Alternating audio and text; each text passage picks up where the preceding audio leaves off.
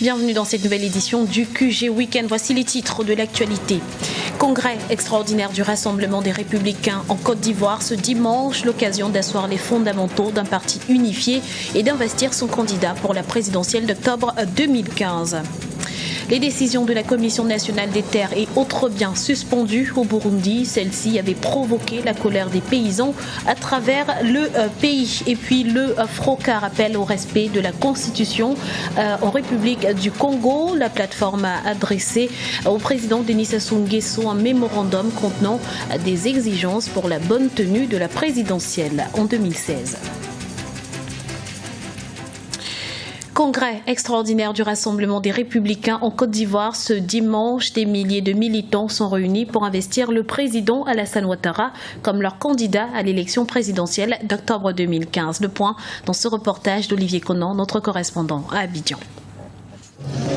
Ambiance de grand jour ici au Parc des Sports de Treichville à l'occasion du 3e congrès du Rassemblement des Républicains, le RDR, parti au pouvoir. Les militants sont venus nombreux de toutes les régions du pays et même de l'étranger pour investir officiellement le président Alassane Ouattara comme leur candidat à l'élection présidentielle d'octobre 2015. Pour le deuxième mandat, là, on avait lui, même si ça a révolté encore, même si c'est pour le 5e mandat, on est avec lui. Donc on est venu lui montrer qu'on est avec lui. Quel que soit le problème, on est là. Qu'il pleut, il neige, on est avec lui. Il n'a qu'à dormir tranquille, il peut compter sur nous. Même 10 ans, on est derrière Ado. Même 10 ans, 20 ans, on est derrière lui. On est là pour lui aujourd'hui. Demain, on est là. On est trop content. On est trop content. Français même, ils veulent Alassane Ado même pour nous. Vous l'avez compris, les militants sont à fond derrière le président Alassane Ouattara. Cependant, ils souhaitent qu'il prenne plus en compte les préoccupations de la population, notamment celles des jeunes. Deuxième mandat, bon, il y a beaucoup de choses à faire. Nous voulons qu'il vraiment s'occupe beaucoup de la jeunesse, surtout la jeunesse, le travail pour la jeunesse. On veut que le président Ouattara pense quand même à la jeunesse. Bon, il a déjà fait, on veut qu'il améliore à travers ses actions qu'il pose pour la jeunesse. Bon, à savoir le chômage et puis aussi l'insertion des jeunes dans les structures privées. Voilà. Nous sommes là pour la circonstance. Nous sommes là pour qu'ils entendent notre voix. On ne veut pas d'intermédiaire entre lui et puis nous. Qui dit la jeunesse parle de l'avenir. Le président Alassane Ouattara a bénéficié du soutien total du RDR, le Rassemblement des Républicains. A noter qu'il a également le soutien des formations du RHDP, le Rassemblement des Oufotistes pour la démocratie et la paix, en particulier celui très important du PDCI, Parti démocratique de Côte d'Ivoire. Revirement de situation au Burundi, les décisions de la Commission nationale des terres et autres biens ont été suspendues. Celle-ci était accusée de privilégier jusqu'ici les rapatriés de retour d'exil, une manœuvre qui avait provoqué la colère des paysans, si bien que la situation était devenue quasiment insurrectionnelle dans certaines régions du pays. On écoute l'analyse d'Oscar Baïzi, journaliste burundais. Et pour que les élections en cours soient paisibles et libres, la CNTB ne prendra aucune décision importante sans aval de la présidente de la République. Cette information provient du porte-parole du président de la République dans une émission publique animée conjointement par les porte-paroles des différentes institutions ce 20 mars 2015.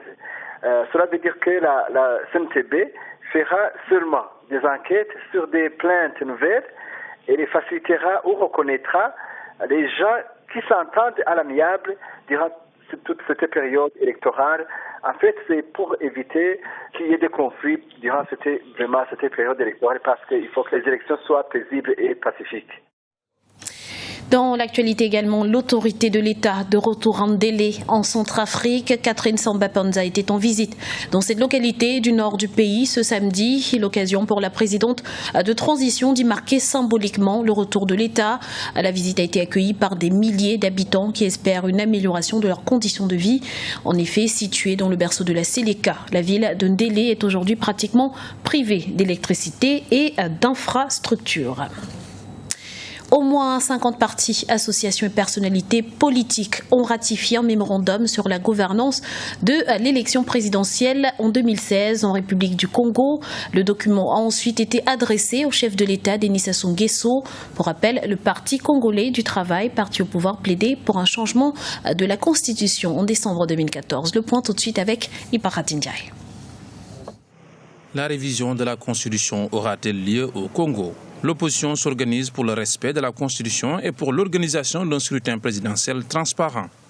Réunis sous la bannière du Front républicain pour le respect de l'ordre constitutionnel et l'alternance démocratique 2016, FROCAD, les partis de l'opposition ont adressé au chef de l'État congolais, Denis Sassou Nguesso, ce vendredi 20 mars, un mémorandum contenant des exigences pour l'organisation d'un scrutin présidentiel apaisé. Il faut avouer que depuis 2002, notre pays a subi un sacré coup en matière d'organisation des élections parce que les élections sont toujours contestées, les élections sont toujours chaotiques. Sans une modification de la Constitution, l'actuel chef de l'État, Denis Sassou Nguesso, ne pourra pas se présenter à la prochaine élection présidentielle car la Constitution limite à 2 le mandat présidentiel et impose une limite d'âge à 70 ans. Les véritables motivations de cette démarche du Front républicain qui a été créé sont dans le sens de la démocratie, surtout de l'alternance, parce que comme ça se fait dans plusieurs pays, il y a des modifications de constitution pour que les présidents se maintiennent au pouvoir. Et les Congolais ont encore en mémoire les violences qui ont eu dans les années 97-99 et modifier la constitution peut replonger le pays dans l'insécurité. Par ailleurs, on peut dire que ce front ne pourra pas empêcher le président Sassou Nguesso de modifier la constitution pour se maintenir au pouvoir.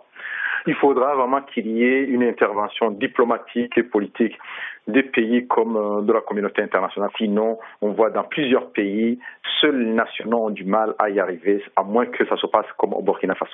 Une cinquantaine de partis et associations ont ratifié ce mémorandum, un dialogue inclusif qui devrait permettre à la majorité présidentielle et à l'opposition de trouver un terrain d'entente pourrait avoir lieu d'ici la tenue de la prochaine élection présidentielle prévue en 2016. On le croyait sur le point de disparaître et voilà qu'il refait surface. Un nouveau cas d'Ebola a été découvert ce vendredi à Monrovia, la capitale du Libéria. Il s'agit d'un premier cas depuis un mois dans ce pays qui était pourtant sur le point de déclarer la fin de l'épidémie. Une enquête a été ouverte pour savoir comment cette personne a contracté le virus et avec qui elle a pu être en contact. Et parallèlement, une nouvelle mesure de confinement a été annoncée en Sierra Leone en raison de cette épidémie. Elle doit durer 3 jours de 6h à 18h. Rappelons que la Sierra Leone est l'un des 3 pays les plus touchés par le virus Ebola avec la Guinée et le Libéria. Ce journal a été réalisé par l'ensemble de la rédaction. Nous vous remercions pour votre fidélité. Retrouvez dans un instant une nouvelle édition de l'information sur Africa 24.